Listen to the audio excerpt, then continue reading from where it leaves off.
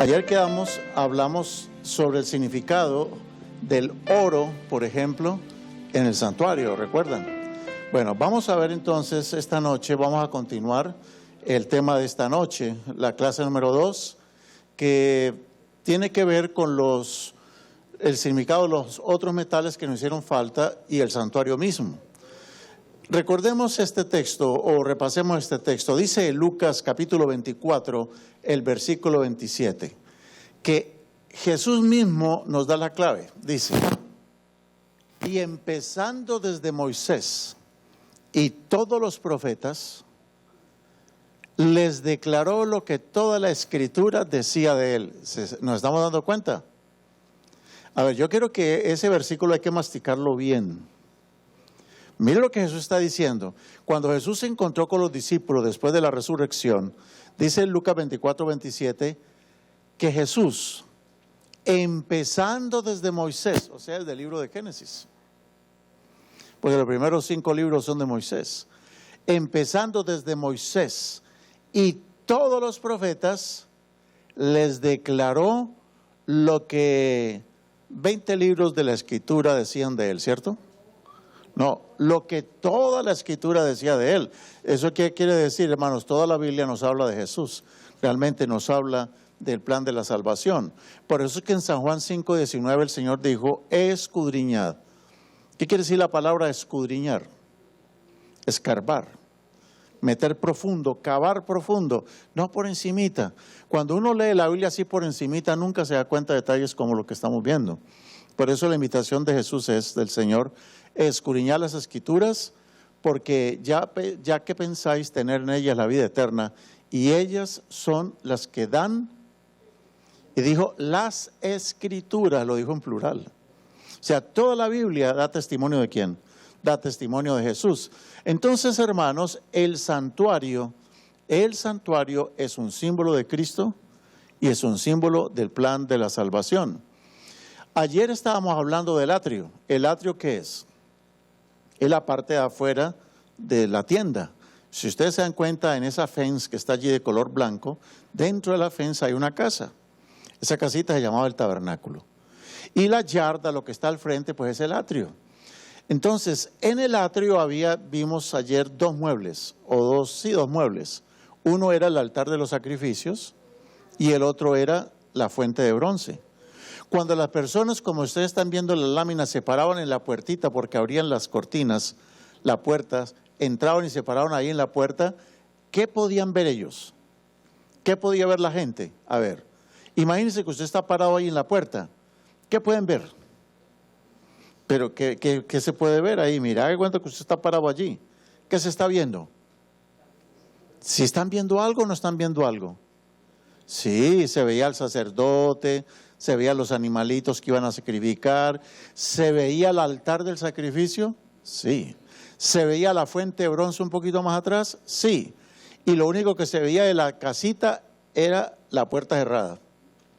Veían la casa por fuera nada más, pero no veían lo que estaba dentro.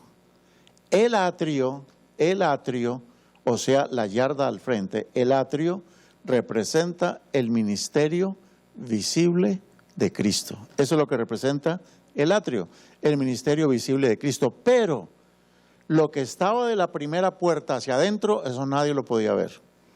Entonces, lo que ocurría dentro de la casita es el ministerio invisible de Cristo, que es el ministerio que Él ahorita realiza en el cielo. Es lo que Él está haciendo en el cielo. Entonces, miren ustedes, hermanos, cómo había muebles del santuario que tenían dos componentes. Estoy repasando el tema de ayer por causa de los que no vinieron ayer. En el santuario habían muebles con dos naturalezas, con dos componentes. ¿Cuáles eran? Por ejemplo, en la morada santa, en el lugar santo, estaba, en el lugar santísimo, bien adentro, estaba el arca del pacto. Esa arca del pacto era de madera con oro. No estoy hablando del propiciatorio, el propiciatorio es puro oro nada más. En el lugar santo había otros dos muebles con dos naturalezas o con dos materiales. ¿Cuáles eran? El altar del incienso y la mesa de los panes, que está ahí más abajito, la mesa de los panes. Y en el atrio estaba otro mueble con dos materiales. ¿Cuál era? El altar de los sacrificios. Entonces miren ustedes, estos muebles que tienen dos materiales, uno de ellos es la madera. Y ayer estábamos estudiando que la madera representa la humanidad de Jesús. Una humanidad que fuerte, una humanidad resistente al pecado, una madera incorruptible, porque esa madera es incorruptible, pero no es la madera más bonita tampoco. Pero es una madera muy pesada, muy fuerte, muy resistente. De modo que la madera y el oro, estábamos hablando ayer, la madera y el oro, en el caso del arca del pacto, el caso del altar del incienso y la mesa de los panes, nos habla de la doble naturaleza que Cristo tiene en el cielo ahora. ¿Por qué estos muebles? Porque estos son los que estaban dentro del santuario. Entonces, lo que está dentro del santuario me habla de Cristo en el cielo. Entonces, todos los muebles que estaban dentro del santuario, excepto dos, todos los muebles eran de madera recubierta de oro. ¿Eso qué nos dice? Que cuando Cristo ascendió a los cielos, ahora en los cielos Cristo retiene dos naturalezas. ¿Cuáles son las dos naturalezas que Él tiene? Humana y divina. Por eso, madera recubierta en oro. Ahora, en el atrio solamente había un mueble que tenía madera, y era el altar del sacrificio. El altar donde estaban los carbones encendidos. Y ayer quedamos pendientes, oiga, ¿cómo es posible que para hacer un altar donde van a poner carbones encendidos, se les ocurre hacer el altar de madera? Y es que Dios lo hizo a propósito, me lo van a hacer de madera. Pero Señor, ¿y cómo va a resistir el fuego de tus carbones encendidos? La única manera es que esa madera se recubra de lo único que puede resistir el fuego de Dios, y es el bronce. Entonces, la madera con el bronce representa a Cristo. Cristo que se revistió de algo o de alguien para poder resistir todas las pruebas. Y el hecho de que no tuviera oro el altar de sacrificio es muy diciente. ¿Qué quiere decir para nosotros teológicamente hablando? Si el altar de los sacrificios hubiera sido madera recubierta en oro, diríamos hombre y Dios. Y Jesucristo, mientras estuvo en la tierra, utilizó su parte humana, pero no su parte divina para ayudarse. Jesús, como cualquiera de nosotros, se recubrió del bronce, que es el único que puede resistir el fuego de Dios. Bueno, ¿qué será todo eso que nosotros estamos viendo ayer? Ayer dijimos que el oro es un símbolo de la naturaleza divina, y dimos los textos de habla de que representa a Dios. Vimos ayer que la madera de acacia es un símbolo de la naturaleza humana de Cristo Jesús. Pero hoy vamos a hablar del bronce ya. Ya entramos en tema nuevo. ¿Qué representa el bronce? Hay dos muebles que tienen bronce. ¿Cuáles son los dos muebles? Uno es a su izquierda el lavacro. El lavacro era solo de bronce, ese no tenía nada de madera. Entonces, si no tiene madera, no puede ser símbolo de Jesús. No puede ser símbolo de Jesús, porque Jesús tiene dos naturalezas, humana y divina. Si ese lavacro es solo de bronce, no es un símbolo de Jesús. Vamos a ver qué será.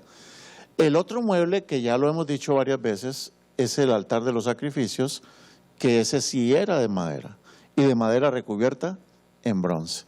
¿Qué representa ese altar de madera recubierto de bronce y no de oro? De bronce y no de oro. ¿Qué significa eso? Pues vamos a ver, hermanos, hay algunas historias en la Biblia que nos van a ilustrar un poquito. Por ejemplo, mire lo que dice Filipenses 2, versículo 5. Dice el apóstol San Pablo: haya pues en vosotros este sentir que hubo también en ¿quién? En Cristo Jesús. Que tengamos ese sentir que tenía Cristo Jesús, el cual, ojo con las palabras claves de este versículo, siendo en forma de Dios, no estimó el ser igual a Dios. Y la palabra que se utiliza para igual es la palabra isos.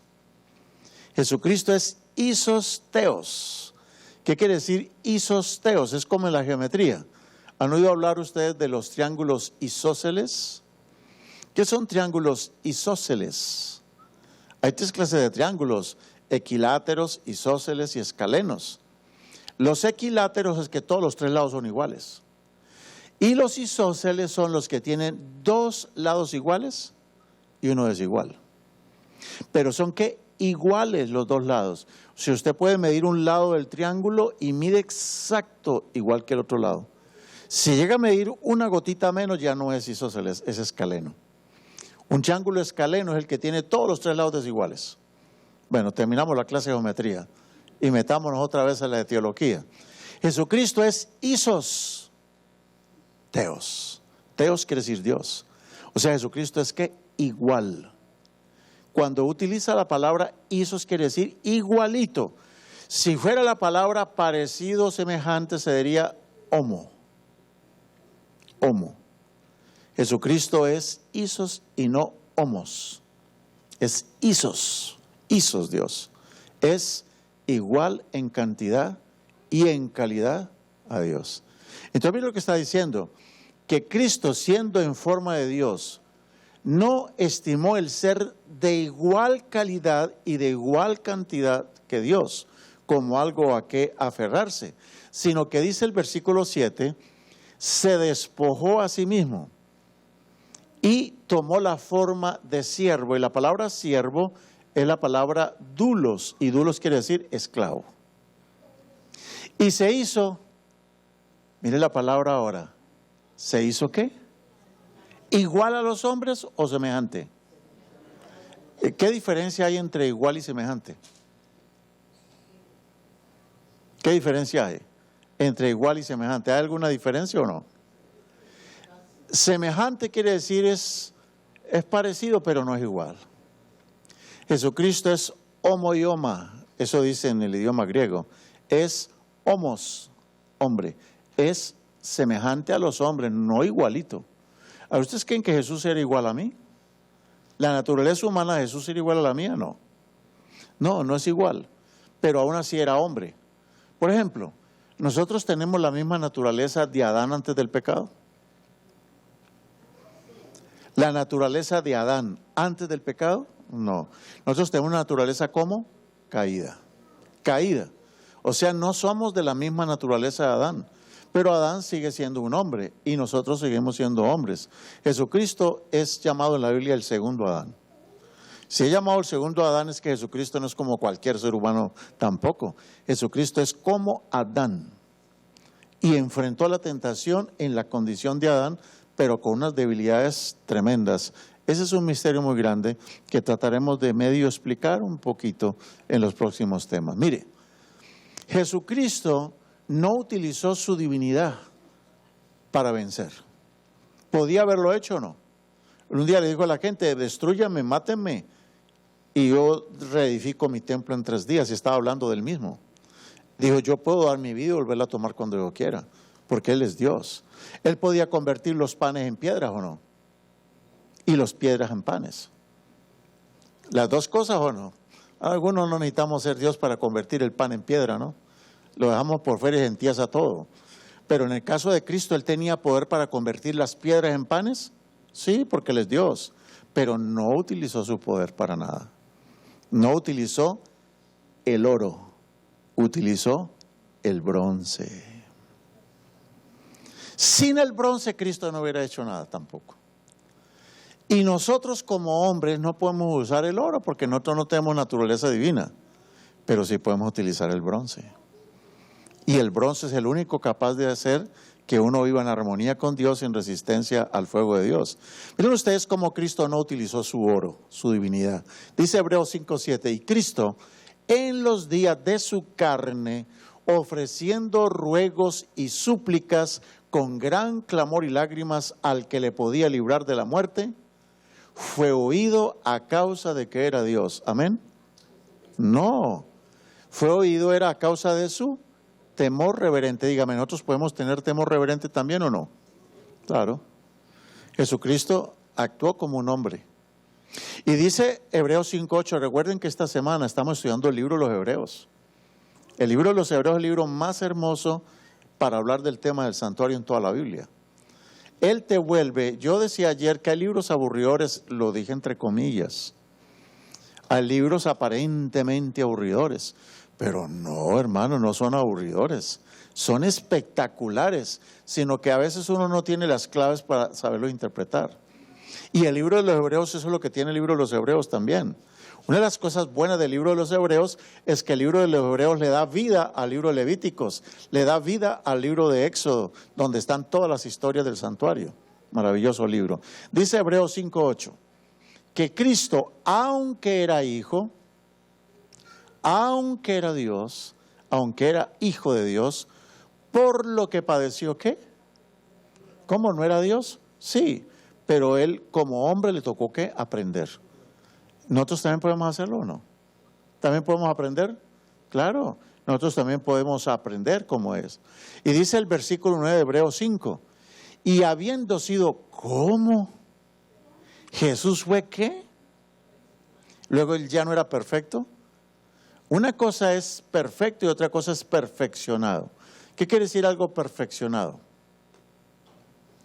Digamos, la silla donde estaban sentados algunos, o esta plataforma donde estoy parado, o este púlpito con esta madera que tiene aquí. ¿Esta madera qué era antes? Era un árbol. ¿Y el árbol antes de ser árbol qué era? Una semilla. ¿Quién es más perfecta? ¿La semilla, el árbol o esta madera recortada? ¿Cuál es la más perfecta? Hermanos, ¿la semilla se tuvo que perfeccionar o no? ¿Cómo la semilla dejó de ser perfecta? No, la semilla era perfecta, pero eso no quiere decir que no podía haber crecido. ¿Sí? El niño nace y el médico lo revisa, lo hacen llorar y todo le dan con el martillito en las rodillitas a los bebés y el doctor dice, ¿el niño está qué? Perfecto. Pero eso quiere decir que no va a crecer. ¿A cuánto le gustaría que sus hijos se le quedaran bebés? De tamaño bebé. Imagínense, hermana Rosario, todos sus hijos todavía criándolo a esta altura de la vida. Terrible, ¿no? Uno, sí, cada niño en su etapa es ¿qué? Perfecto. Y cuando el niño tiene los 10 añitos y lo lleva al médico, lo revisan y dice que el niño está ¿qué? Perfecto. Tiene su tamaño ideal. O sea, Cristo fue perfeccionándose y ahora ya tiene un muchacho de 30 años, un hijo, y va al médico y el muchacho está ¿qué? El hombre está ¿qué? Perfecto, no le duele ni una muela. Entonces, hermanos, en la Biblia cuando se dice ser perfeccionado no quiere decir que sea malo. Quiere decir que le dio, como cuando Dios hizo a Adán, le dio un cuerpo tan perfecto, pero un cuerpo que podía ser ¿qué? Más y más perfeccionado. Entonces, eso es lo que quiere decir. Y dice que Jesucristo fue perfeccionado, ¿de qué manera? Y habiendo sido perfeccionado, vino a ser autor de eterna salvación solamente ¿para quiénes? Para todos los que le obedecen. Entonces, ¿qué representa el bronce en la Biblia? El bronce en la Biblia significa dos cosas. Uno es la justicia divina. Y la otra cosa, vamos a ver qué significa, lo otro. ¿Se acuerdan cuando en Números capítulo 21 se cuenta la historia de que en el desierto comenzaron a salir víboras, serpientes, y comenzaron a morder a toda la gente o no? Muy bien. Jehová le dijo a Moisés, hazte una serpiente de bronce y ponla sobre un asta, y cualquiera que fuere mordido por la serpiente y mira la serpiente de bronce, vivirá. ¿Qué representaban las serpientes? La serpiente es un símbolo del diablo, ¿no? Pero la serpiente de bronce en un asta, ¿a quién representa? A Cristo. Pero ¿por qué la figura de serpiente para hablar de Cristo? Porque Cristo, siendo cordero, siendo león, se hizo serpiente por culpa de nosotros. Tomó nuestros pecados. Al hacerse serpiente quiere decir que Cristo se hizo ¿qué? Pecado, no pecó, se hizo pecado por culpa de nosotros. Entonces, la única manera en que podemos ser salvos, y Jesucristo en la cruz tuvo que pagar la ira de Dios ¿o no? Jesucristo murió en la cruz porque soportó toda la ira de su Padre. La ira de su Padre fue la que realmente le causó la muerte a Cristo en la cruz. Cristo se hizo serpiente, pero Cristo vivió. ¿Quiere decir que resistió el fuego de Dios o no? Lo resistió. Y por eso la figura del bronce. Hermanos, mire, dice Gálatas 3:13, Cristo nos redimió de la maldición de la ley al hacerse ¿qué? Maldición, serpiente. Maldición por nosotros, porque está escrito, maldito todo el que es ¿qué? Colgado en un madero. Entonces, ¿qué representa ese bronce? Representa a Cristo recubierto de algo que pudo resistir el fuego de Dios. ¿Y qué fue ese algo de lo cual Jesucristo se recubrió para poder resistir la ira de Dios? Es la justicia. Cristo se recubrió de la justicia de Dios. El bronce es un símbolo de la justicia, pero símbolo de algo más. Miren ustedes cómo esta serpiente de bronce, lo de la serpiente de bronce se cumplió en la cruz, porque mire lo que dice la Biblia. Dos cosas se encontraron en la cruz. Por un lado, la misericordia, que pide el perdón para la humanidad, y por otro lado, la verdad, que exige que la persona viva a la altura de lo que Dios dice, y si no vive a la altura, tiene que morir. En la cruz se juntaron las dos cosas, misericordia y verdad. Y se encontraron, ¿qué más? La justicia y la paz. Porque mire, Cristo con su sacrificio logró la paz, ¿o no? Y Cristo con su sacrificio cumplió la justicia de Dios. Todo el peso de la justicia de Dios cayó sobre Jesús. Toda la justicia le cayó encima de Jesús. De modo que, y Cristo, a pesar de que murió, pudo resucitar. ¿Y por qué pudo resucitar? Vamos a ver. Dice el Salmo 85, el versículo 11, lo siguiente. Que Cristo, que es la verdad, ¿se acuerdan que Cristo un día dijo, yo soy el camino, la verdad y la vida? Mira qué versículo tan hermoso. La verdad brotará de la tierra. ¿Cristo algún día brotó de la tierra? ¿Cómo Cristo brotó de la tierra? ¿Cuándo qué? Cuando resucitó. ¿Sí o no? A él lo enterraron, lo sepultaron. Y cuando él sale de la tumba, la tierra se abre para permitir que él salga de la tierra. Entonces, el Salmo 85:11 está hablando de la resurrección de Jesús. Dice, la verdad brotará de la tierra. Y mientras Jesucristo brotaba de la tierra, ¿quién lo miraba desde el cielo? ¿A quién representa la justicia? A Dios, el Padre. Jesucristo dijo, yo soy la verdad, y el Padre dice, yo soy la justicia. Pero la justicia y la verdad se encontraron en la cruz. Todo el peso de la ira de Dios, de la justicia de Dios, cayó sobre Jesús, y la justicia de Dios le causó la muerte a Cristo. Pero Cristo estaba recubierto de algo que le permitió resucitar. ¿Qué fue? ¿Qué fue exactamente? Dice en el libro Joya de los Testimonios, tomo 1, página 591, que todos los que llevan el nombre de Cristo se revistan de la armadura de justicia. Si nosotros queremos resistir el fuego de Dios, tenemos que estar recubiertos de una armadura. ¿De qué material creen que está la armadura hecha? Es el bronce, porque el bronce es un símbolo de la justicia de Dios. Pero miremos otros textos más, para aclarar quién es realmente el bronce de lo cual Jesús se recubrió. Hasta ahora la primera conclusión es esta: el bronce es un símbolo de la justicia de Dios, símbolo de la justicia de Dios. Y cuando a Dios se le ve, dice que su parecer los pies es de bronce también. El bronce es símbolo de la justicia. Jesús se recubrió de la justicia de Dios para resistir el fuego de la ira de Dios. Pero miren, ahorita vamos a descubrir algo tremendo. El otro mueble que tenía el santuario en el atrio y que era de un solo material, ¿era cuál? El lavacro. ¿El lavacro de qué material era? No era de oro. En el cielo es de oro, pero en la tierra es de bronce. ¿Qué significa el bronce? No tenía madera, pero es bronce. ¿De quién está hablando ese bronce? Solo de bronce y nada de madera. ¿De quién podrá ser? ¿Para qué servía el lavacro? ¿Para qué creen que servía el lavacro? ¿Por qué se llama lavacro? Para lavar. Un sacerdote cuando iba a entrar al santuario tenía que lavarse primero. Nadie podía entrar con los pies sucios, las manos sucias al santuario, tenían que lavarse. Bueno, ese lavacro tenía agua. Está el bronce, pero el bronce tiene ese lavacro tiene agua. Un día Jesucristo dijo en San Juan 7:38, si alguno tiene sed, venga a mí y beba. El que cree en mí, como dice la Escritura, de su interior correrán ríos de agua viva. ¿Y de quién estaba hablando Cristo? Esto dijo ¿de quién? Oh, el Espíritu Santo, que habrían de recibir los que creyesen en él. San Juan 7:39. Entonces, hermanos, algo interesante que vamos a notar en el lavacro es que el lavacro es un símbolo del bautismo también.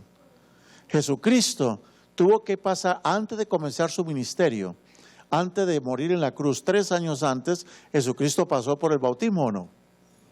¿Qué ocurrió el día en que Jesucristo estuvo en el lavacro? Algo descendió sobre él. ¿Qué descendió sobre él? El Espíritu Santo. Y cuando el Espíritu Santo descendió sobre él, y es el mismo Espíritu que creemos que descendió sobre cada uno de los que nos bautizamos aquí, cuando el Espíritu Santo descendió, algo ocurrió con Jesús y algo ocurre con nosotros. Ahora, un detalle más, y que esto ya nos va a dar más luz todavía. El lavacro estaba tan pulido que en el fondo del lavacro había un espejo. De modo que cuando el sacerdote se inclinaba así y se miraba dentro del lavacro, podía ver su rostro. Pero encima del espejo que había agua. Había agua. De modo que tú te miras en el espejo y dices, uy, estoy sucio. Entonces, tú no puedes agarrar el espejo y con el espejo lavarte. Pero el espejo te dice, usa el agua que tengo aquí. El espejo no me limpia, pero el espejo me dice, usa el agua que yo tengo aquí para que tú puedas ser lavado. Miren que hay 2 elementos en el lavacro. Esos 2 elementos son espejos y agua, pero no son parte de la naturaleza. Porque el agua no se mezcló con el bronce y el espejo no se mezcló con el bronce. Son 2 elementos que la fuente de bronce ofrece. Ofrece 2 cosas, un espejo para que te mires y agua para que te limpies. ¿Qué representa todo eso? Pues vean, hermanos, qué cosas tan lindas. Dice en Santiago 1:23, porque si alguno es oidor de la palabra, pero no hacedor de la palabra, es semejante al hombre que considera en un espejo su rostro natural. ¿De qué espejo está hablando ahí? Si una persona oye la palabra y no la cumple, ¿qué? Es como un hombre que se mira en un espejo, dice Santiago 1:23. Y dice el versículo 24, mas el que mira atentamente en la perfecta, ¿qué? Ley. Entonces, ¿el espejo qué representa? La ley. El lavacro tenía un espejo. El lavacro me ofrece a mí 2 cosas, la ley y el agua. Me muestran la ley y el agua para poder yo vivir en armonía con Dios. Dice, el que mira atentamente en la perfecta ley, la ley de la libertad, y persevera en ella, no siendo oidor olvidadizo, sino hacedor de la obra, esa persona será ¿qué? Bienaventurada. De manera, dice Gálatas 3:24, que la ley, el espejo, ha sido nuestra guía para llevarnos a Cristo a fin de que fuéramos justificados por la fe. Entonces, miren ustedes la conclusión. Dice Santiago 36:25, que Dios va a hacer algo para que nosotros podamos estar un día en el cielo. Lo primero que Dios va a hacer con nosotros es, dice, esparcir agua pura, limpia sobre nosotros, para que seamos limpiados de todas nuestras inmundicias y de todos nuestros ídolos. Eso es lo que representa el agua del lavacro. Nadie podía entrar al cielo, nadie podía entrar al tabernáculo si no pasa por la experiencia del agua. ¿Eso qué quiere decir? El bautismo no es una moda. El bautismo no es un requisito para ser miembro de una iglesia.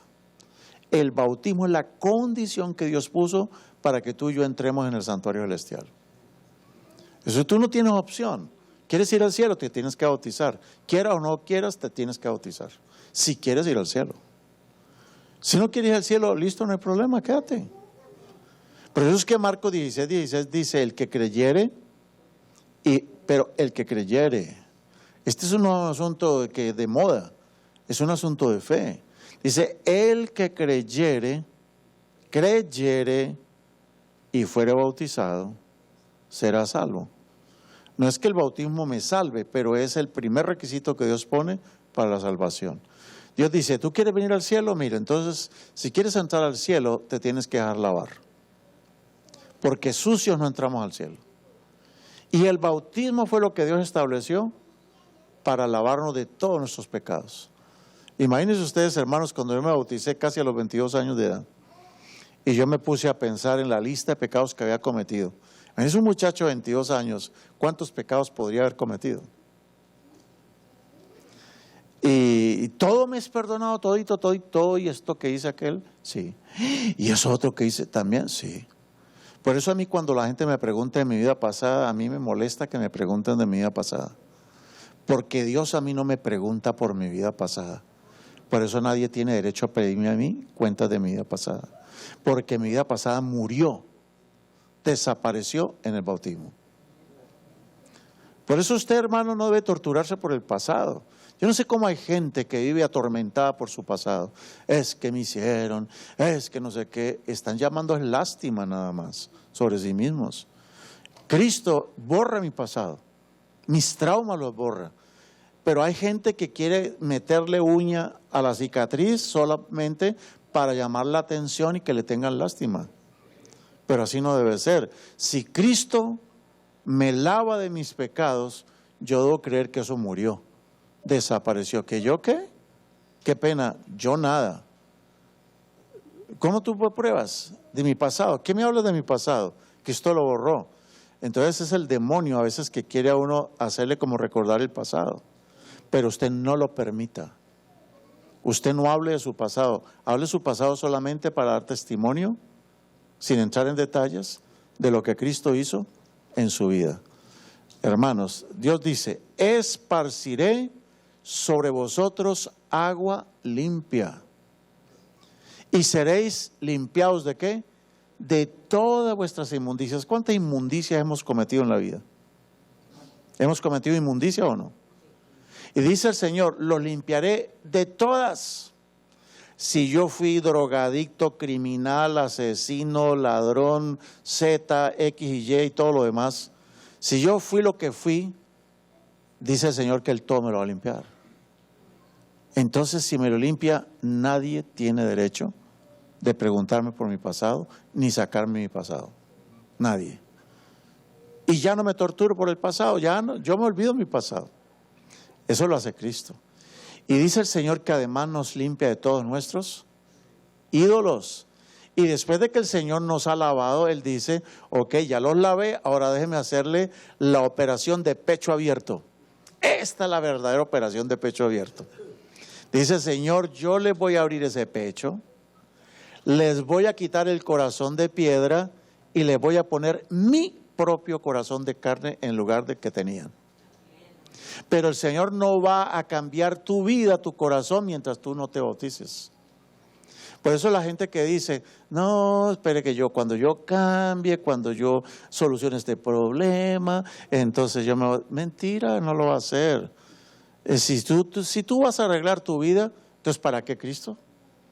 Nosotros vamos a Cristo como lo que somos, con toda nuestra suciedad. Y el Señor nos lava y dice que Él se compromete a darnos un corazón nuevo y a poner un espíritu nuevo dentro de nosotros y quitarnos el corazón de piedra y darnos un corazón de carne. Y ojo, aquí llegó lo más hermoso de todo.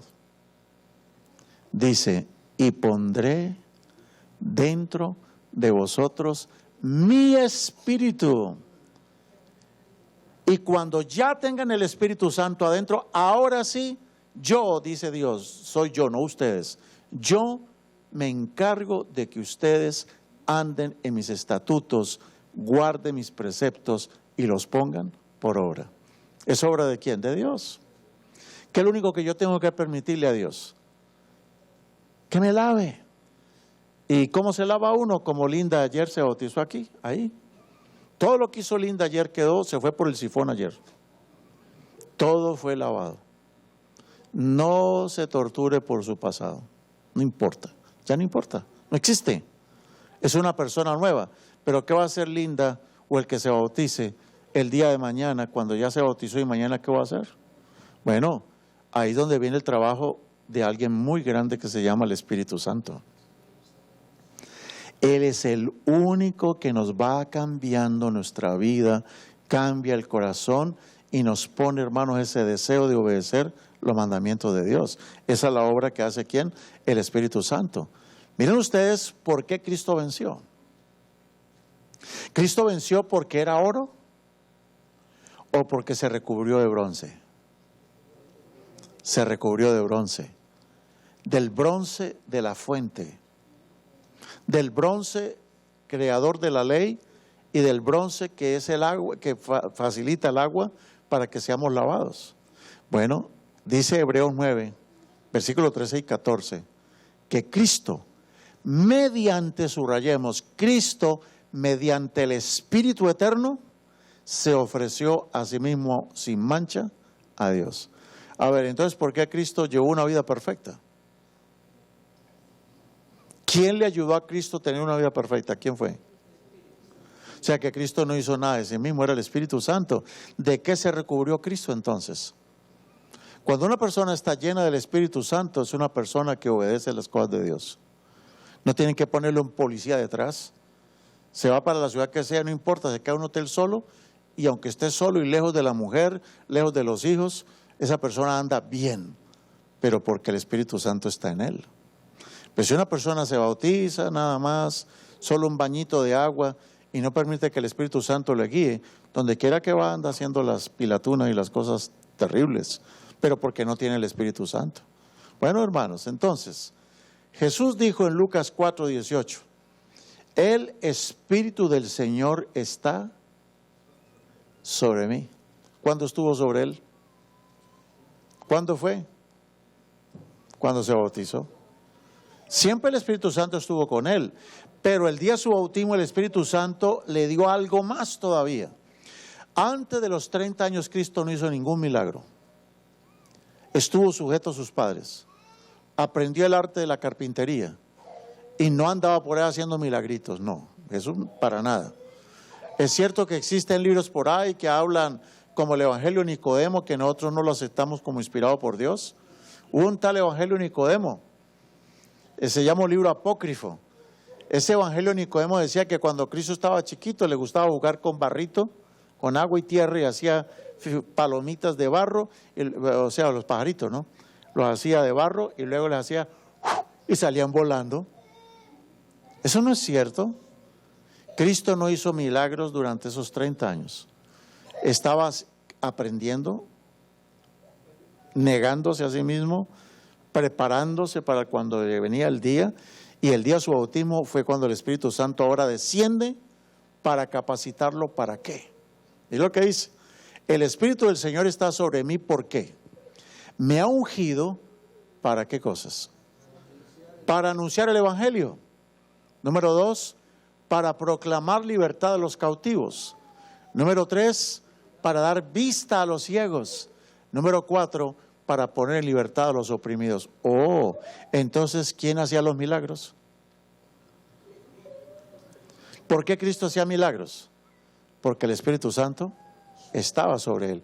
Ok, quiere decir que nosotros seres humanos también, de pura maderita que somos, ¿será que también podemos hacer todo eso? ¿Podemos hacer todo eso? Sí. Si el Espíritu Santo está sobre nosotros, si el Espíritu Santo está en ti, en mí, nosotros podemos curar, pero no somos nosotros. Es el Espíritu Santo que nos usa e invocando el nombre de Jesucristo, el Espíritu Santo da vista a los ciegos, da libertad a los cautivos. Podemos predicar el Evangelio, es el Espíritu Santo, hermanos. Es el Espíritu Santo. Yo le doy gloria a Dios. Las cosas que yo he podido aprender y las cosas que yo puedo enseñar no soy yo. Créame que no. Estos son dones que Dios le da a uno. Y simplemente yo lo que más anhelo es compartir esto con la gente, y entre más uno comparte, Dios le da más. El día que yo me dé la honra y la gloria, el Señor me quita todo eso. Entonces, lo que yo les doy no es mío, es Dios, es cosas de Dios. Yo solamente transmito nada más, retransmito. Es la gloria solo para ¿quién? Para nuestro Dios, y debemos dejarnos usar por Dios. Maravillas pueden ocurrir si nos dejamos usar por Dios. Entonces, el resumen de la fuente de bronce. Hay 3 elementos que se conjugan: el bronce, el espejo y el agua. Es al lugar donde nosotros tenemos que ir para poder entrar al cielo. Al bronce, el espejo y el agua. ¿Qué representa el bronce? La justicia de Dios. ¿Qué representa el espejo? La ley santa. Y el agua, el Espíritu Santo. Eso es lo que representa el agua, según San Juan 7, 37, 39. Entonces, ¿qué representa el bronce? Es la justicia de Dios. Jesucristo es la serpiente de bronce. Pero para poder ser de bronce, Jesucristo tuvo que haber obedecido la ley de Dios y haber sido lleno del Espíritu Santo para poder haber vencido. Eso es lo que representa entonces, hermanos, esto. Bueno, miren ustedes que hay otro metal que se menciona. Ya dejamos el bronce a un lado. No sé si me hice entender o hay alguna pregunta. ¿Está claro lo del bronce? El bronce representa la justicia de Dios. Y lo único que resiste el fuego de Dios es el bronce. O sea que debemos revestirnos de la justicia de Dios. Y la persona que se reviste de la justicia de Dios es una persona que obedece los mandamientos de Dios y está lleno de esa agua que lo capacita para obedecer, que es el Espíritu Santo. ¿Está claro o no? Bueno, además del oro y del bronce, hay un tercer metal que se utiliza y es la plata. ¿Saben que todas las columnas, las bases de las columnas del santuario no eran de oro, no eran de bronce, sino que las bases que sostenían las columnas, lo que sostiene todo el edificio, la base, eran de qué? De plata. ¿Qué representa la plata en la Biblia?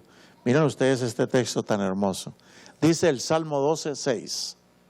Las palabras de Jehová son palabras limpias. ¿Como qué? Como plata refinada en horno de tierra, purificada 7 veces. El número 7 tiene que ver con el Espíritu Santo, ¿no? Ya lo vimos, las 7 lámparas, los 7 espíritus del Espíritu Santo. Dice que la palabra de Dios se compara ¿a qué? A la plata.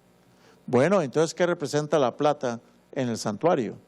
Que es el fundamento, la base que mantiene el edificio bien parado. Es la palabra de Dios. ¿Nosotros sobre qué estamos edificados? ¿Sobre qué se edifica la iglesia? Sobre la plata, que es la palabra de Dios, ¿o no? Nuestro fundamento es la palabra de Dios, pero la plata también significa otra cosa. ¿Se acuerdan cuando en Mateo 26, 15 Jesucristo fue vendido por 30 piezas de qué? De plata. O sea que la plata también es un símbolo del precio que se pagó por el sacrificio de Jesús. Eran monedas de plata. Y dice en Zacarías 11, 12, y pesaron por mi salario 30 piezas de plata. Eran las piezas que se llevaban adentro del santuario. Y dice Zacarías 11, 13, y me dijo Jehová, échalo al tesoro. Eran las monedas de plata las que echaban el tesoro dentro del templo. Y dice luego, hermoso precio con que me han apreciado. ¿Ustedes qué creen? ¿Que en qué tono estará hablando allí? ¿Estará hablando de admiración o de sarcasmo? ¿Con ironía estará hablando?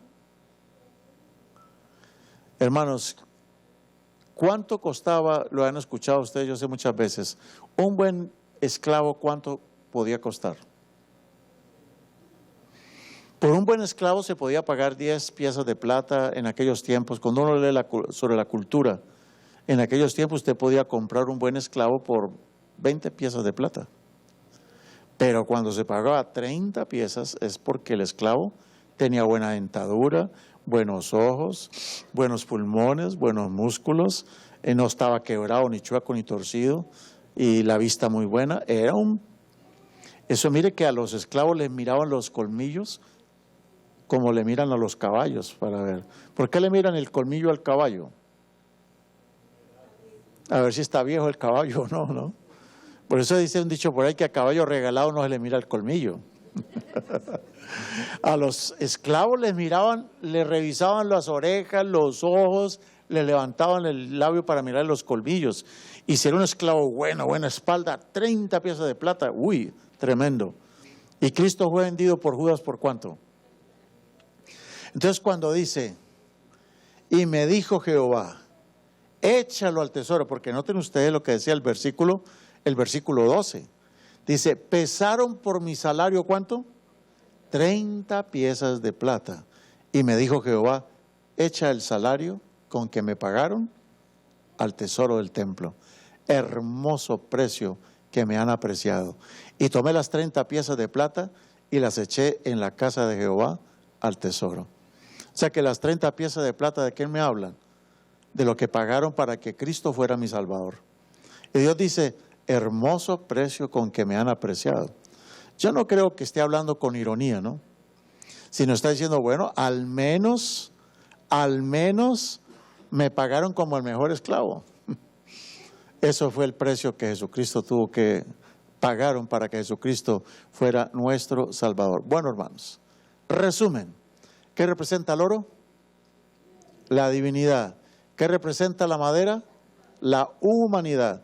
¿Qué representa? Bueno, la deidad es la única que tiene ¿qué? Solo oro. Como el caso del Espíritu Santo, el caso del candelabro, el Dios Padre en el caso del propiciatorio. Y el único de los tres que tiene dos naturalezas es ¿quién? Cristo, que es madera enchapado con oro en el santuario y enchapado de bronce en la tierra. De eso fue lo que Cristo se revirtió aquí en la tierra.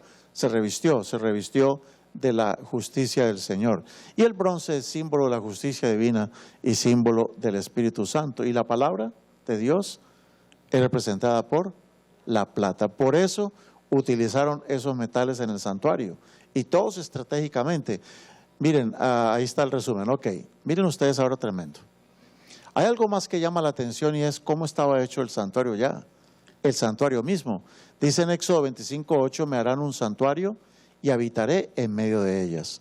Dice en Deuteronomio 7:6 que cuando el Señor escogió a Israel dijo lo siguiente, dijo Jehová, tú eres un pueblo santo ¿para quién? Para Jehová. Jehová tu Dios te ha escogido más que todos los pueblos que están sobre la tierra. Y no por ser vosotros el más numeroso de todos los pueblos, os ha querido Jehová y os ha escogido, pues vosotros eras el pueblo más que el significante de todos los pueblos. Y Jehová escogió ese pueblo porque los amó y porque quiso guardar el juramento que hizo a sus padres. Por eso los sacó con mano poderosa de la tierra de servidumbre, de la tierra de Egipto. Bueno, dice en Éxodo capítulo 12, 35, 36, esto es clave lo que vamos a mirar ahora, que cuando el pueblo de Dios salió de Egipto, ese era un pueblo de esclavos, todos eran esclavos, no tenían seguranza, no tenían nada esos pobres, eran indocumentados en la tierra de Egipto, todos eran ilegales en la tierra de Egipto, no tenían papeles y hacían los trabajos sucios y feos en Israel, en Egipto. Cuando los echaron, Dios hizo que en la noche en que salieron los egipcios les pagaran todo lo que les debía por tantos años de esclavitud. Y por eso dice Éxodo 12, 35 y 36 que los hijos de Israel hicieron conforme al mandamiento de Moisés y le pidieron a los egipcios alhajas de plata. Ese era un pueblo que no tenía donde caer ni muerto, pueblo pobre, esclavo, miserable, el más pequeño de todos los pueblos. Uno se pregunta, ¿por qué Dios le dijo, pídanle a la patrona, usted que fue babysitter de ella, de los hijos de ella, pídale alhajas de plata? Y uno dice, ¿para qué? ¿Por qué los israelitas pidieron alhajas de plata, alhajas de oro, vestidos finos, telas finas? ¿Por qué Dios los mandó a hacer eso? Y Jehová dio gracia al pueblo delante de los egipcios y le dieron cuanto pedían. Y así en una noche despojaron de todos los egipcios. ¿Para qué creen que Dios les mandó a pedir plata, oro y de todo? Plata, oro, piedras preciosas. ¿Para qué les mandó a pedir todo eso? Para hacer el santuario. O sea que realmente a ellos no les costó hacer el santuario. Dios fue el que hizo el santuario realmente. Dios proveyó todo, ¿o no? Igualmente lo que hoy tenemos nosotros, Dios nos lo provee, ¿o no? Nos lo provee, exactamente. Pero ¿quién sabía esto? El diablo. ¿Ustedes creen que el diablo se dio cuenta de que los israelitas salieron esa noche ricos o no? ¿Qué creen que hicieron las mujeres con todo el oro y la plata y las perlas y todo que recibieron? ¿Qué creen que hicieron? ¿Ah? Se las pusieron en el cuello, en las orejas. Sí salieron todas luciendo. Imagínense esclavas saliendo todas con joyas. ¿Cómo se veían? Con vestiduras pobres porque eran de esclavos, pero salieron con anillos, con joyas, pulseras. Y los hombres no se quedaban atrás, con cadenas también, como los raperos hoy en día que ponen las cadenotas. Pues todos salieron de Egipto, todos poniéndose todo eso. Eran, ay, por fin vamos a lucir hermosos, elegantes. Pero ese no era el plan de Dios. Dios sabía para qué quería todo ese oro. Hermanos, el diablo sabía para qué era todo eso. Por eso él sí ideó un plan diabólico. Cuando Moisés estuvo 40 días en el monte, el pueblo se desesperó porque dijeron, ¿y dónde está este Moisés? Nos dejó tirados aquí en el desierto. Y se fue. Y le dijeron a Aarón, haznos dioses que vayan delante de nosotros. ¿Y qué hizo Aarón? ¿Qué les dijo? Traigan todo el oro que tienen. Tremendo, tráiganme oro. Y comenzaron a traerle oro y oro. Y él dice, que lo dijimos ayer, echó un cuento que nadie se lo cree. Ni él se lo creyó. Él dijo, y yo eché el oro en una vasija y de ahí salió un becerro. Solito se formó el becerro. ¿Cuál era el plan diabólico? Satanás sabía que todo el oro que habían recibido de la tierra de Egipto iba a ser para construir el santuario. Y él sabía que Dios quería morar con su pueblo. Dijo, yo voy a impedir que Dios viva con su pueblo. Y vamos a desviar todo el oro para hacer un becerro de oro. Y mi hermano, fue triste cuando Moisés bajó del monte y vio a la gente en esa francachela, en esa revuelta, en esa algazara, en esa fiesta que tenían, en esa orgía que tenían. Moisés, que traía las tablas de la ley, las quebró. Y él dijo, oiga, pero ¿ustedes qué están haciendo? Y fue cuando Aarón le dijo, no, es que el pueblo se me rebeló, casi ya me mataban y me dijeron que les hiciera un dios. Y yo les dije, el oro. ¿Tú les pediste el oro? Sí.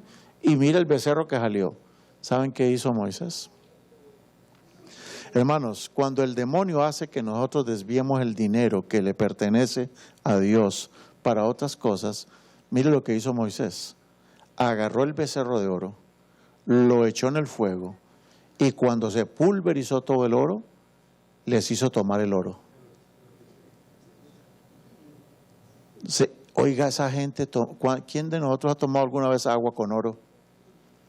Ese pueblo se bebió todo el oro del becerro, se lo bebió. Y ese día hubo una matanza. Todos los que adoraron el becerro fueron muertos en ese día. Y los únicos que no adoraron el becerro fueron los de la tribu de Leví. Y por eso los levitas fueron separados para un ministerio especial.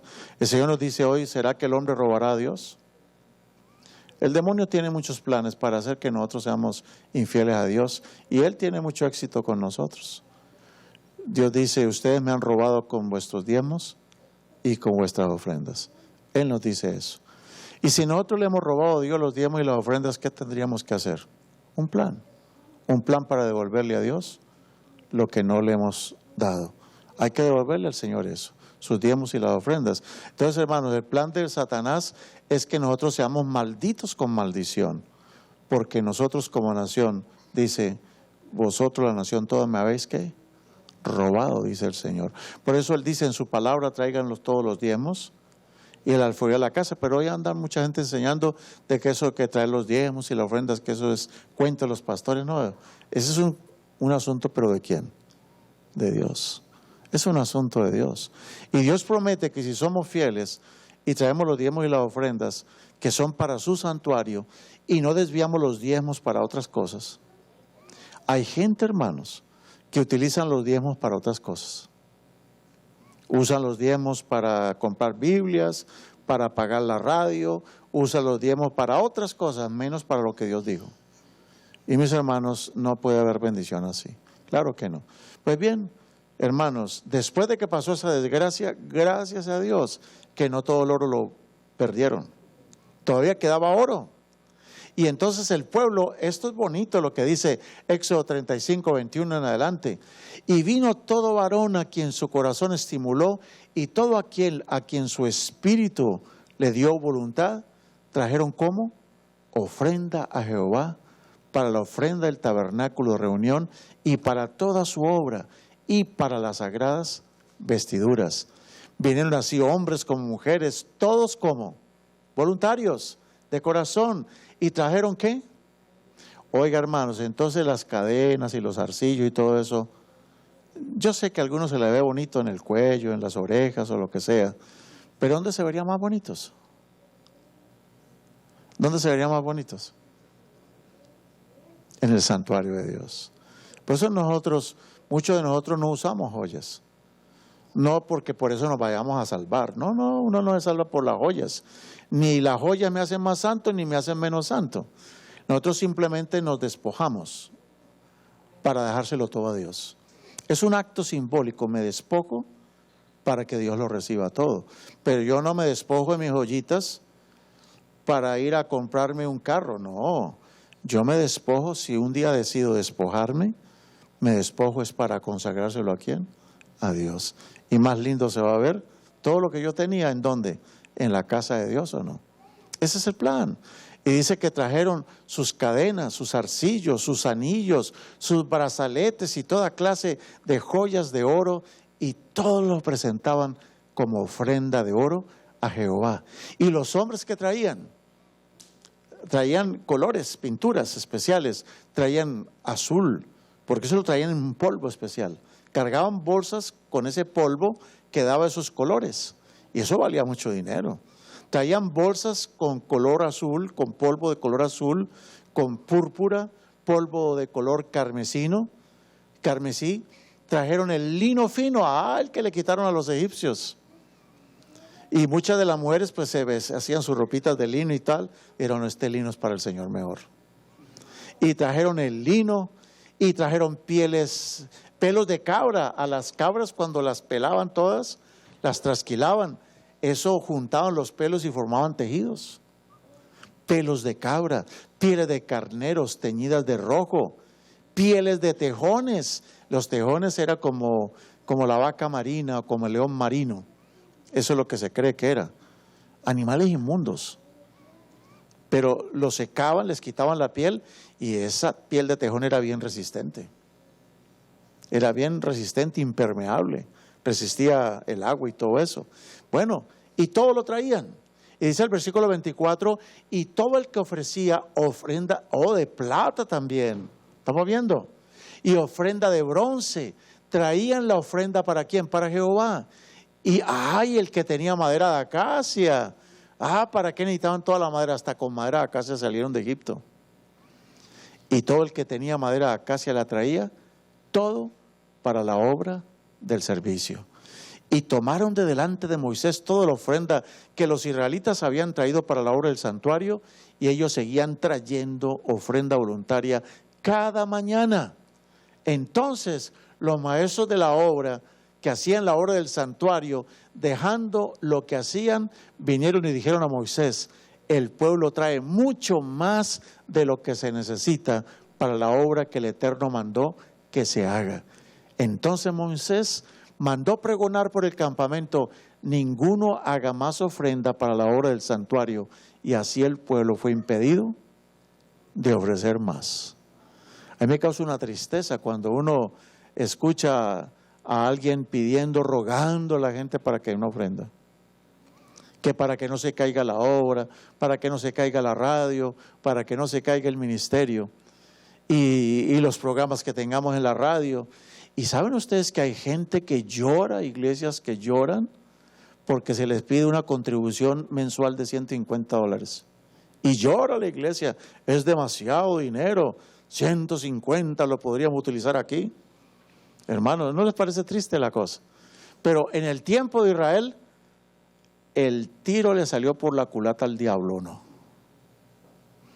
Porque él pretendió desviar el oro para el becerro de oro, pero no contaba con que Dios permitió que no todo el oro se desperdiciara. Hermanos, todo lo que ellos recibieron, lo invirtieron en el santuario o no. ¿Pero les quedó todavía para ellos? ¿Sí les quedó para ellos? Claro, sí les quedó, porque la gente aquí no sabe que no traigan más. Ya soñamos con el día en que las tesoreras de la iglesia le digan: no, pastor, estamos en problema. Estamos llevando las ofrendas, los diezmos al Banco de América, al Chase, y están quejándose los del Banco de América. Dicen: necesitamos contratar más cajeros para poder contarlo de ustedes. ¿Debería ser así o no? Pero ¿dónde tenemos el oro, la plata? ¿Dónde tenemos nuestros tesoros? ¿Dónde los tenemos? Y a veces las iglesias pasando necesidades. A veces las iglesias pasando tremendas necesidades. Bueno, hermanos, el santuario finalmente, ¿qué? Se construyó. Y ese santuario, hermanos, tenía cortinas de lino. Y uno se pregunta: ¿para qué las cortinas de lino? Mire por qué Dios mandó a hacer lino. Porque con las paredes, con la fence también daba testimonio. Dice Apocalipsis 19:8 de que la fence no era de madera. A mí me cae gorda esa fence de aquí, no me gustan. Esa madera que les ponemos a las casas. Bueno, dice que la fence era ¿de qué? De tela de lino. ¿Y qué representa el lino? Las acciones justas de los santos. ¿De qué se rodea toda la casa de Dios? De acciones justas. Entonces estamos viendo que no era un asunto de moda, es que el lino representaba algo. Y saben que la puerta del atrio era de lino, pero hicieron figuras de varios colores. Y ahí utilizaron el color azul, el color púrpura, el color carmesí. ¿Qué representa el lino con esos colores azul, púrpura y carmesí? La puerta pues representa a Cristo, ¿o no? Nadie va al Padre si no pasa por la puerta que es Cristo Jesús. Nadie puede entrar al santuario si no entra por la puerta. Jesucristo dijo: yo soy la puerta, y el que por mí entrare será salvo. ¿Qué representa la puerta? A Cristo. Y ese Cristo como puerta de lino, ¿por qué de lino? Porque Cristo todas sus acciones fueron ¿cómo? Justas. ¿Y por qué esos tres colores? El azul, el púrpura y el rojo. Porque, hermanos, el azul es el color del cielo. Éxodo 24:10. Porque el púrpura era el color que se ponían solamente, eso solamente lo vestían los gobernantes, los príncipes y los reyes. Ahí están todas las citas, todas las citas. Entonces Jesucristo es de color azul, porque Él viene ¿de dónde? Del cielo. Él lleva el color púrpura porque Jesucristo es ¿qué? Es el príncipe de los ejércitos celestiales, es nuestro rey, pero también lleva el color rojo. ¿Y el color rojo qué representa? La sangre de Cristo Jesús. Bueno, entonces, hermanos, yo creo que ese símbolo de la cortina es un símbolo de Jesús, ¿o no? Jesucristo azul de lino, azul, blanco, azul, púrpura y rojo. Jesucristo de acciones justas, el justo, que viene del cielo, color azul, y que utiliza su color púrpura como rey. Ese que vino del cielo, el rey del universo, fue ensangrentado en la cruz, para que nosotros tengamos vida, y por esa puerta solamente podemos entrar. Por eso, hermanos, la salvación no depende de las iglesias, no depende de los pastores ni de los curas. La salvación depende ¿de quién? Por eso la única puerta que hay que mirar es a Cristo.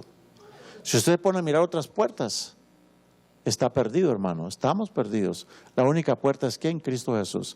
Hermanos, ahora, gracias a Jesús, tenemos libertad para entrar a ese lugar donde nadie podía entrar. Al santuario solamente entraba el sumo sacerdote, la gente del pueblo no podía. Pero ahora, gracias a Cristo, como dice Hebreos, ahora ya podemos entrar al cielo. Así que, hermanos, tenemos libertad para entrar en el lugar santísimo gracias a la sangre de Jesucristo. Y dice el versículo 20, por ese camino nuevo y vivo que Él nos abrió a través del velo. ¿Esto es de su qué? Oh, entonces, ¿qué representan los velos del santuario? La carne de Jesús, su cuerpo. Cuando usted tenía que pasar por un velo, ¿el velo se tiene que rasgar o abrir o no? Jesucristo se tuvo que abrir. Tuvo que ser rasgado en la cruz, hermanos.